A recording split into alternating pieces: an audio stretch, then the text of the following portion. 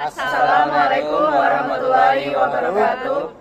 Perkenalkan, kami dari kelompok 4 akan menjelaskan tentang larangan menyiksa hewan. Nama saya Zahra Aufa Rafiki, NIM D03. Perkenalkan, nama saya Fatih Hasani dengan NIM 072. Saya Tauriski Rafia Winaputra dengan NIM 076. Saya Fajarah Lestari dengan NIM 082. Saya Gayu Laksana Putra dengan NIM 067. Saya Audi Julewati dengan NIM 081. Saya Miftahul Nur Husna dengan NIM 80. Foie gras adalah makanan khas dari Prancis yang mana terbuat dari hati angsa yang berukuran sangat besar. Untuk menghasilkan hati angsa tersebut, angsa itu diberi pakan sangat banyak sehingga hatinya membengkak dan menjadi penyakit. Dalam hal ini, kita dihadapkan pada dua situasi. Pertama, makanan tersebut merupakan makanan yang enak dan dibuat untuk memenuhi hasrat konsumsi manusia, serta merupakan warisan kuliner. Kedua, aspek etika terhadap kondisi hewan tersebut.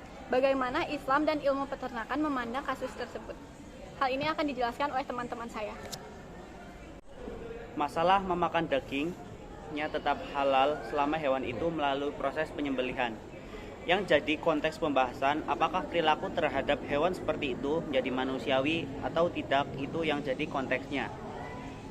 Cara menyiksa hewan dengan memberi makan kepada hewan secara berlebihan hingga menimbulkan siksaan ini yang diharamkan oleh agama, walaupun itu guna untuk memenuhi kebutuhan manusiawi dan adat yang berlaku.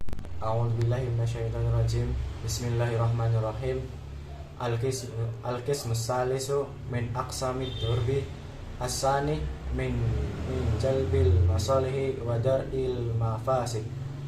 Hukukul bahaimi wal hayawani alal insan wa dhalika ayunfiqa 'alaiha nafaqata misliha walau zaminat aw maridat bihaisu la yang tafi'u biha walla yuhammilaha ma la suqiqu wala yazma'a bainaha wa bainama yu'diha min jinsiha aw min ghairi jinsiha bikasrin aw nathin aw jurh wa ayyuhsina dabahaha idza dabahaha wala yumazzaqa jildaha wala yaksira admaha hatta tabdu'a wa tazula hayatuha walla yadbaha aula daha bimar'a minha wa ayyufridaha wa yuhsina mabarikaha wa a'tanaha wa ayyajma'aha baina dhukuriha wa inashiha fi ibani isyaniha wa alla yahdifa saydaha wa la yarmiyahu bima yaksiru an ngadmahu ay yurdihi bima la yuhallalu lahmah. Wallahu a'lam bishawab. Artinya, jenis ketiga yang masuk kategori kedua dalam rangka mendatangkan maslahat dan menolak mafsadat adalah kewajiban manusia dalam menjaga hak binatang ternak dan hewan. Manusia wajib menafkahi dengan pantas binatang tersebut seandainya binatang itu sakit dan tidak dapat diambil manfaatnya. Tidak boleh membebaninya dengan pekerjaan dan tidak sanggup dilakukannya. Tidak mengumpulkannya dengan hewan sejenis atau hewan jenis lainnya yang dapat menanduk, melecehkan, atau melukainya. Harusnya menyembelih dengan cara terbaik bila ingin menyembelihnya. Kemudian tidak mengoyak kulitnya. Tidak boleh mematahkan tulangnya sehingga melemahkan dan menghilangkan daya hidupnya. Tidak boleh menyembelih anaknya di hadapannya. Tidak boleh mengisolasinya.